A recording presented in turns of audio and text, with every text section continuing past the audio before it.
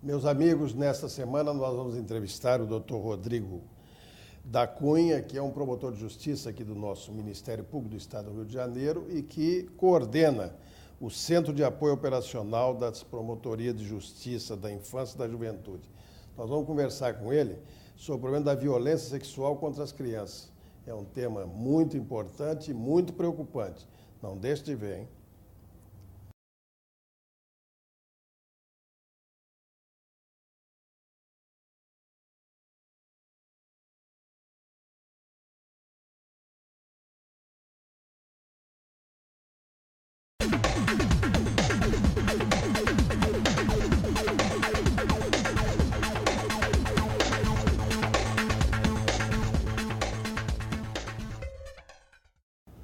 Senhores telespectadores, o programa Justiça Sem Fronteiras vai conversar na oportunidade com o Dr. Rodrigo Medina da Cunha. O Dr. Rodrigo é um promotor de justiça aqui do Ministério Público do nosso Estado do Rio de Janeiro e ele tem uma tarefa extremamente importante dentro da estrutura do MP, que é o apoio operacional relativamente à infância e à juventude. Então, eu queria, desde logo, perguntar a ele qual é a estrutura do Ministério Público no tocante a isso? Como é que você desenvolve o seu trabalho lá como coordenador desse centro? Bom, na verdade, a ideia, como o próprio nome diz, é dar apoio às promotorias de justiça de todo o Estado. Então, é algo administrativo e de suporte técnico. Então, nós respondemos dúvidas dos promotores, trocamos experiências em relação aos temas principais da infância. Temos uma série de funcionários, temos uma equipe técnica com assistentes sociais, psicólogos e pedagogos que ajudam os promotores na solução dos casos em que eles estão atuando, quando tem procedimentos administrativos e inquéritos civis. Muito bem, Rodrigo, me diga uma coisa. Me dá uma ideia geral de como funciona isso, nesse momento, como é que está funcionando esse problema não só do apoio, mas também da preocupação, né, do Ministério Público com esse problema da violência sexual contra as crianças. Como é que isso está funcionando hoje? Nós atuamos em todos os casos em que há violação de direitos de crianças e adolescentes, mas a violência sexual em especial ela causa muita preocupação por causa do contexto do Rio de Janeiro, que é um local que cedia muitos eventos internacionais sempre, né, vamos ter a Copa, a Olimpíadas, mas sempre temos eventos, e o número de casos de exploração sexual e de abuso sexual contra crianças e adolescentes ele aumenta cada dia em todo o Estado. Deixa eu te perguntar agora. Quer dizer, você acha, então, que o fluxo de pessoas que vêm de fora para o Rio de Janeiro, é isso?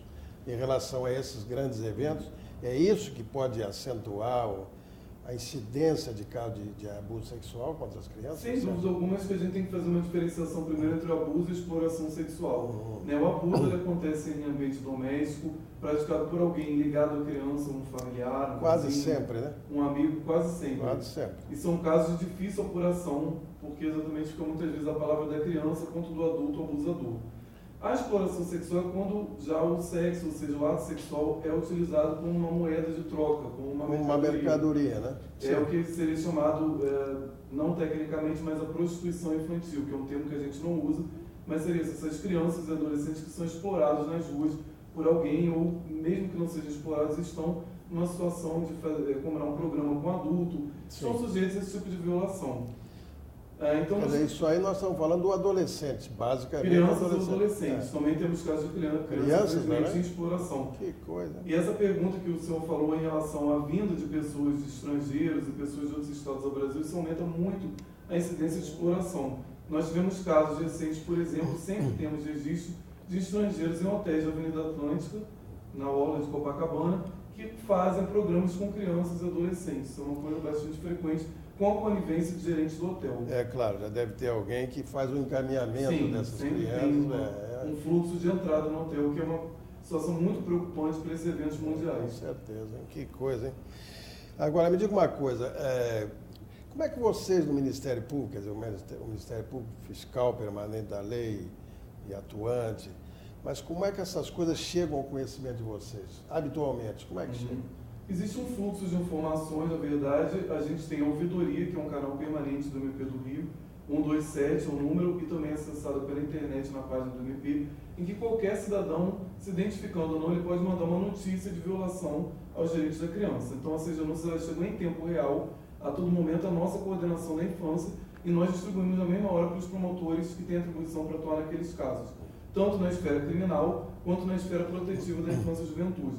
Outro canal muito importante de denúncia que a gente também recebe frequentemente, semanalmente, um número muito grande de denúncias, é pelo Disque 100, que é um serviço de violação de direitos humanos da Secretaria de Direitos Humanos da Presidência da República.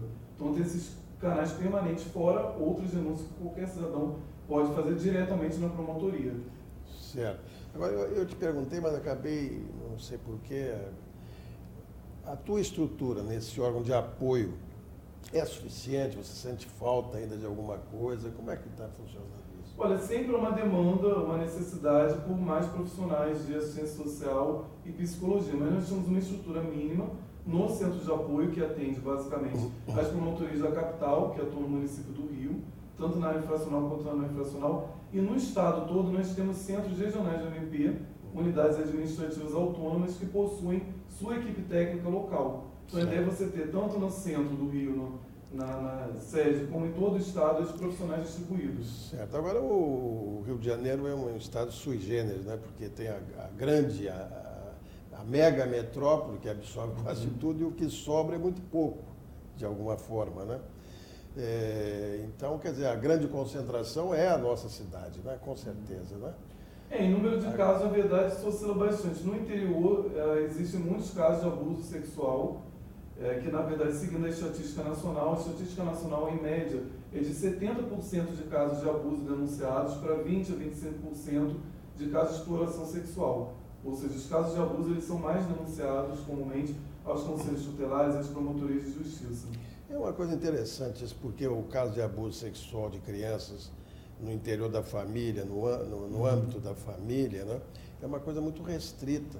E você está me dizendo que esses casos são mais denunciados do que propriamente o abuso sexual de adolescentes.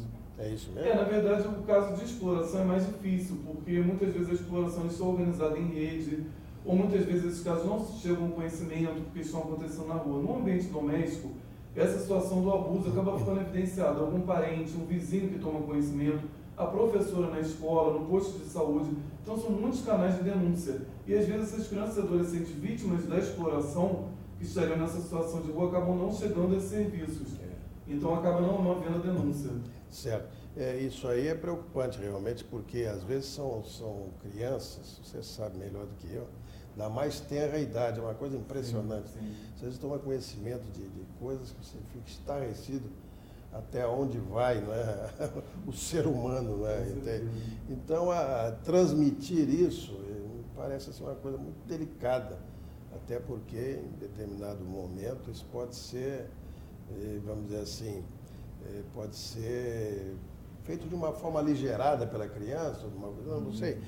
Uma pergunta que eu quero te fazer, você acha que os meios de comunicação, Rodrigo, interferem nesse processo de violência contra o menor e contra o adolescente, contra as crianças e contra o adolescente? Interfere de alguma maneira? Você acha que sim? Eu acho que, na verdade, é uma série de fatores que a gente deveria considerar, mas, basicamente, eu acho que a televisão tem um papel fundamental e a mídia. O lado negativo, a questão da sexualização precoce, isso é uma realidade que a gente enfrenta na programação de televisão, canal aberto, canal fechado, todos os horários. Existe esse estímulo permanente. E a mídia pode ter o outro lado positivo de exatamente auxiliar na divulgação desses temas. Tornar claro para a sociedade como se denuncia, a importância de se denunciar, a questão de que isso pode ser feito no anonimato, a pessoa pode denunciar um caso de violação contra os direitos da criança sem se identificar necessariamente. Então, essa mídia acho que tem esse papel dúplice aí. Tem um lado negativo e um lado extremamente positivo que ela pode exercer. Porque o problema do sexo hoje é uma coisa que tem uma divulgação que nunca teve, né? Uma coisa, por exemplo, homossexualidade, é um tema interessante para esse nosso assunto. Homossexualidade, feminina ou masculina, pouco importa. Agora mesmo eu vi nas televisões aí a transmissão do carnaval aí pelo interior do Brasil, né?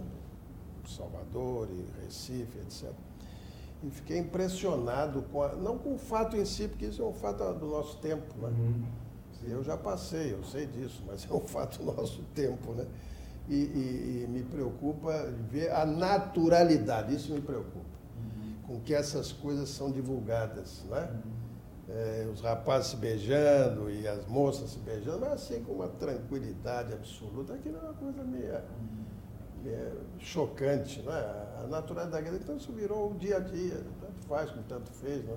Não te parece assim, não? Na verdade, hoje com a realidade, a sociedade está se tornando mais aberta a esses temas. Eu acho que o importante é da forma como isso vai ser transmitido à criança, a informação. Haver uma preocupação, né, porque são fatos da vida, enfim, que tem que chegar ao conhecimento, mas através de programas, com toda uma cautela, dentro do sistema até de educação, tratar desses temas. Com certeza, né? Com certeza. E o nosso Ministério Público aqui, você acha que tem alguma vanguarda no tocante a essa proteção da criança, nesse plano da violência? Eu acredito que sim. Eu acredito que no Ministério Público do Estado do Rio de Janeiro nós estamos trabalhando muito com esse tema da violência através da campanha e uma série de outros trabalhos. O que eu posso destacar efetivamente como uma vanguarda seria a questão de um grupo de trabalho que foi constituído para enfrentamento da violência sexual. Muito bem, nós vamos continuar conversando com o Dr. Rodrigo Medina da Cunha no próximo bloco sobre o problema da violência contra a criança e contra o adolescente. Daqui a pouquinho.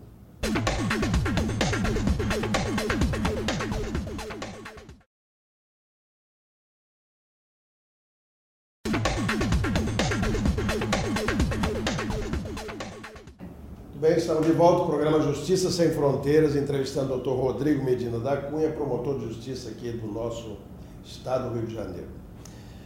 Muito bem, Rodrigo, no bloco passado nós ainda falamos sobre a estrutura do Ministério Público, etc. Você ainda queria dizer alguma coisa sobre isso? Você acha que ainda... Sobre a questão da violência sexual, eu queria falar um pouco sobre a campanha que nós lançamos no ano passado, em março de 2011, que foi, na verdade, uma grande mobilização no estado do Rio de Janeiro para enfrentamento à violência sexual. Certo. Nesse contexto, tem uma série de ações previstas nesse trabalho, e uma delas era uma campanha chamada Quem Cala Consente. Então, qual a ideia dessa campanha? A ideia dessa campanha é exatamente fazer com que o cidadão se sentisse envolvido nessa questão. Ou seja, se alguém tem conhecimento de um caso de violência sexual ou qualquer violação de direito contra a criança ou adolescente, pode denunciar sem se identificar. Então, na campanha, a gente trabalha muito com isso. Nós trabalhamos com uma imagem de uma menina numa situação de opressão, dando ideia exatamente de abuso e exploração sexual ao mesmo tempo. E a ideia é exatamente com essa imagem chocar e dar visibilidade ao tema, incentivando as pessoas a fazerem denúncias. Então, nós produzimos muitos materiais para essa campanha, cartazes, que nós distribuímos no estado inteiro para diversos órgãos, um DVD com um filme com duração de 7 minutos falando sobre o tema, com entrevistas de especialistas da área jurídica e da área de psicologia também, e conselheiros tutelares, e também produzimos um folheto explicando o que é o abuso, o que é a exploração de forma didática e incentivando o cidadão a denunciar. Dentro ainda do contexto da campanha, nós pedimos ao Procurador-Geral de Justiça do Ministério Público aqui do Rio que criasse um grupo especializado de promotores para trabalharem na questão criminal no enfrentamento à violência sexual. Porque além da questão da proteção, nós temos que ter uma efetividade maior na apuração desses crimes e no enfrentamento. Então foi criado através de resolução esse grupo em agosto do ano passado. Esse grupo já está funcionando, ele tem recebido peças de informação, inquéritos policiais, encaminhados por promotores com atribuição à investigação penal, e esses promotores do grupo trabalham especificamente em contato com a Polícia Civil, no estreitamento de relações, para dar mais efetividade às investigações e denúncias nos casos de violência contra a criança. Isso é muito importante, eu não sei se o nosso público percebe bem isso, mas eu sou velho, né? Então já fui tudo na vida, fui defensor, promotor, já fui tudo. Eu me lembro de uma experiência pessoal muito marcante, nós éramos promotor do Tribunal do Júri, nós éramos 3 promotores, e havia um processo comigo, um processo com um colega, sobre um cidadão lá qualquer. De repente eu botei o olho e verifiquei que o réu dele era o camarada que estava sendo citado aqui no meu processo. Só que aqui no meu processo ele era absolutamente primário, era como se fosse um menino, e lá ele era um estuprador, um perigosíssimo. Eu estou dizendo isso pelo seguinte, quer dizer, essa coordenação que hoje se faz no Ministério Público em muitas áreas, é uma coisa tão importante, né? Mas é uma coisa que vem amadurecendo, quer dizer, isso é uma grande estrutura que precisa ainda se aperfeiçoar, não é? Para ter realmente esse entrosamento com polícia, enfim, você conhece isso melhor do que eu. Mas me diga uma coisa, aqui para o nosso público, quando se fala em abuso sexual, como é que vocês veem isso? Qual é a definição de abuso sexual? Na verdade, a gente vai ter que analisar cada caso, porque tem uma série de contextos aí, inclusive culturais. Mas, basicamente, é qualquer ato de caráter sexual que leve à satisfação de um adulto, utilizando-se de uma criança. E a diferença principal, como eu falei no bloco anterior, é que o abuso acontece geralmente no ambiente familiar. E o que é interessante destacar também em relação ao abuso, é um fenômeno que a gente estuda bastante, e a doutrina também especializada comenta muito, que é a questão da síndrome do silêncio. Na verdade, existe uma espécie de comportamento de todos os membros da família que, mesmo ciente que uma situação de abuso sexual está acontecendo, esse abuso não é divulgado, porque esse abuso, uma vez divulgado, ele terá um preço para a família. Isso traz consequências criminais para o abusador, traz consequências sociais para a vida da família, a família fica exposta, é alvo de comentários. Então, há todo um movimento, muitas vezes um movimento que não é percebido, é o que acontece naturalmente desse segredo ser abafado, ocultado. E até a violência também contra os outros membros da família, né? A intimidação. Com certeza, o abusador muitas vezes, em muitos casos a gente vê, ele intimida a criança, dizendo muitas vezes, se você denunciar eu vou ser preso, se denunciar sua mãe vai ser prejudicada, e até outros membros da família mesmo, mas esse segredo ele impera no seio da família. Certo. É algo muito comum e muito frequente. Rodrigo, uma coisa que eu quero te perguntar, porque é um assunto tão em voga, agora de vez em quando a gente abre o jornal, vê pela televisão, né? As críticas à reunião dos juízes, dos promotores, para tratar de assuntos profissionais, né? Como se aquilo fosse um grande pecado, né? Então eu te pergunto, vocês, de outros promotores, de outros ministérios públicos do Brasil, não só no âmbito estadual, mas federal também, vocês se reúnem eventualmente para tratar dessas coisas? Sim, nos reunimos frequentemente. Sim, e existe dentro da estrutura das procuradorias o Conselho Nacional de Procuradores Gerais, e dentro desse Conselho Nacional que congrega os procuradores gerais, nós temos o Grupo Nacional de Direitos Humanos. E dentro desse grupo nós temos comissões de vários temas, temos comissões agora da educação, da infância e juventude, da violência doméstica. Então temos uma rede articulada pela internet de e-mails, onde a gente se comunica diariamente com o Brasil inteiro. Então nós trocamos materiais, informações, debates virtuais e temos encontros presenciais a cada 2 meses, em algum lugar do Brasil. Certo. E aí as comissões se unem, a infância sempre discute todas essas pautas nacionais. Essa questão é uma questão tão curiosa, porque nós somos acusados, eu vou me incluir aqui também, porque eu fiz isso toda a minha vida, certo? E nunca me envergonhei de ter feito, pelo contrário, só me engrandeci de ter absorvido uma série de ensinamentos de outros companheiros, de outras áreas e tal.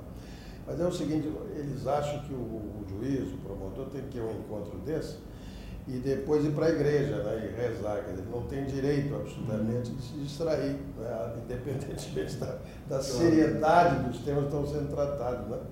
Isso gera, assim, um certo desencontro. Né?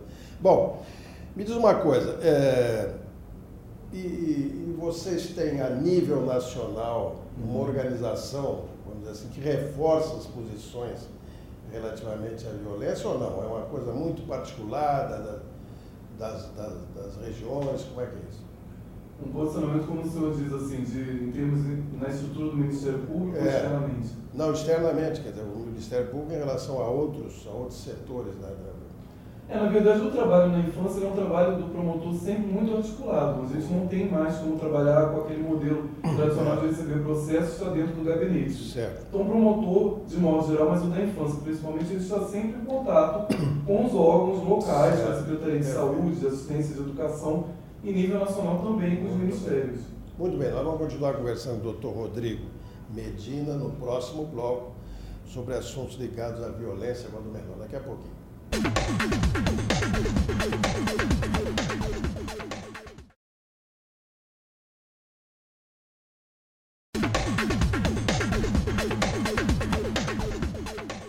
Muito bem, estamos de volta, o programa Justiça Sem Fronteiras, entrevistando a oportunidade o promotor Rodrigo Medina da Cunha, que é aqui do nosso Ministério Público do Estado do Rio de Janeiro. Rodrigo, me diga uma coisa. O governo federal, ainda no bloco anterior, nós estávamos falando sobre isso, da mobilização dos diversos órgãos ligados. O governo federal tinha um programa chamado Programa Sentinela, né? O que era esse programa e a que se destinava? Isso funcionou bem? Conta aqui para nós. Bom, o programa Sentinela do governo federal existia em muitos estados. Isso foi no Ministério da Justiça, portanto? Na verdade, provavelmente ou não? Não, é ligado à Secretaria de Direitos Humanos de uma forma geral. Mas a ideia do programa Sentinela era exatamente fazer um acompanhamento continuado das crianças e adolescentes vítimas de violência sexual e suas famílias. Então eles tinham uma equipe própria, especializada nesses temas, que ouviam essas crianças, faziam vários encontros, produziam relatórios para o sistema de justiça. Então muitos processos relacionados tanto na área criminal quanto na vara da infância e juventude têm relatórios do programa Sentinela. Então esse programa atuou durante muito tempo. Mas no contexto da política atual nova de assistência social, sim, nós temos hoje em dia um sistema, assim como na saúde, de assistência social, Sistema Único de Assistência Social, que é o SUAS. Na verdade, esse programa ele foi incorporado, então ele foi extinto quanto um programa autônomo. Esses profissionais eles foram agregados aos CRAs e CREAs, que a gente chama de são Centros Regionais de Assistência Social, que existem nos municípios. Então essas equipes continuam atuando, mas em um outro contexto, enfrentando também os temas de violência sexual no atendimento à família, quando essas famílias chegam com porta de entrada na assistência, mas não como um programa autônomo. Esse tema é tratado no atendimento geral à família, que é feito na área da assistência social nos municípios. Nós temos também o enfrentamento da violência sexual. Certo. Rodrigo, me diga uma coisa que ficou do bloco anterior, mas ficou na minha cabeça, é o seguinte: a criança muitas vezes não, quase sempre, se sente intimidada, se sente constrangida, né, para falar sobre um assunto tão delicado como esse na frente de pessoas estranhas, né?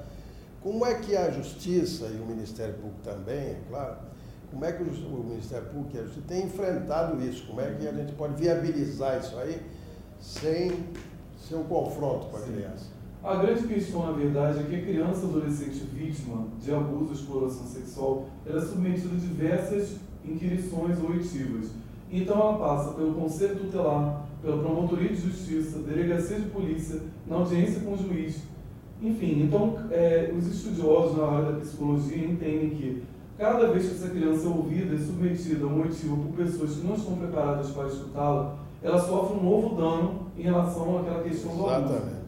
Então, para minimizar, não evitar, porque na verdade quando ela fala, realmente ela sofre um dano psicológico, nós temos o projeto Depoimento Especial, que antes foi chamado Depoimento Sem Dano. Em que consiste isso? É um projeto que existe no mundo inteiro, técnicas de inquirição especializadas de crianças e adolescentes, no Brasil tem esse nome. Nós temos muitas salas no Rio Grande do Sul, em São Paulo, infelizmente não temos nenhuma sala no Tribunal de Justiça do Rio. Mas a ideia dessas salas é o quê? Exatamente que a criança não seja submetida àquele ambiente que para ela é um ambiente opressor da sala de audiência.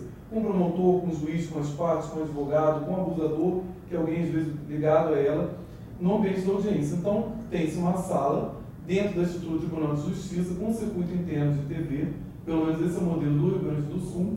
Essa criança ela é acompanhada por uma psicóloga, geralmente, da equipe do juiz, da confiança do juiz, que através com um ponto eletrônico, ela recebe as perguntas que estão sendo feitas na audiência.